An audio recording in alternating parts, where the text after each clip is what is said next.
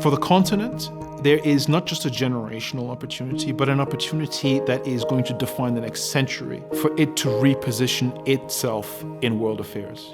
It is my sincere pleasure to be part of the opening of the 13th Nordic-African Business Summit. The economic structures, the political structures and systems that have governed the world for the last 75 years is being reevaluated. And Africa finds itself at the nexus of this. Not to allow ourselves to be bullied or cowed into submission, into taking one position or the other. It requires being brave, but it's something that must be done to allow Africa to exercise strategic autonomy in order to provide that neutral ground to engage on, to solve the world's problems, to diffuse tension, for diplomacy to take place. There's a huge opportunity now for Africa to understand the power that it has and reset the relationships to be far more equitable and more dynamic. The New World Order needs to say Africa is a great idea and this is how we're going to do it. That has to be shouted loud and clear from Africa first. We're increasingly interdependent, and for us to actually survive as humanity, but also protect our planet, we need to manage in a responsible way this interdependence. We need to map out a new roadmap for the Africa-Nordic relationship, especially here with Norway. You don't start from a trust deficit. I can see the real possibility of engaging in a new way, in a modern way, to benefit both sides. The lens through which the Nordic countries see investment in the continent, from my experience, is very different to many other countries, because they want to see self-sustainability. They want to see market creation, so new businesses on the ground and not just de-risking projects from back home.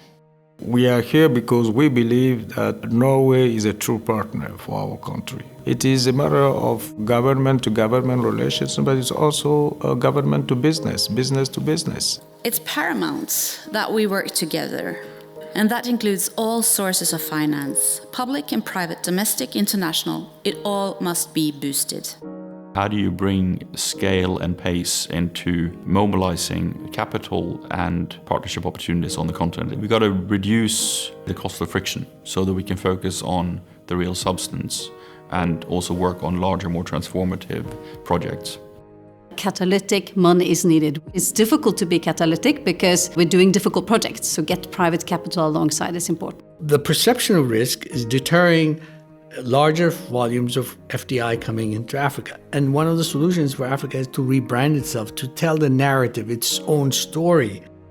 This perception is also affecting how Africa is rated. We sort of need to look at tools or the parameters that frame this model to be rated. People who are not being in Africa, they have another perceptions of the risk of investing in Africa. Come and spend some time there, talk to people, make your own assessment in addition to what you've read and heard. Yes, it's complex, so what do we do to manage it? I think being present, being patient, building trust, building partnerships, making win-win, and I think the opportunities are huge. So Norway can really support Africa with its capabilities and its knowledge. But Africa can support Norway with the opportunities that it brings. And NABA is a convening forum for that, for dialogue, for conversations. People-to-people exchange. It's a good beginning to start to break down the myths, tear down some of those perceptions. Everything starts with a conversation. What matters ultimately is action. When it comes to Africa, we want to see things getting done. We want to see things getting delivered. We want to see more investment. We want to see business happen. We ultimately want to see economic development and the transformation of a continent. And all of that starts by connecting the right people to make things happen.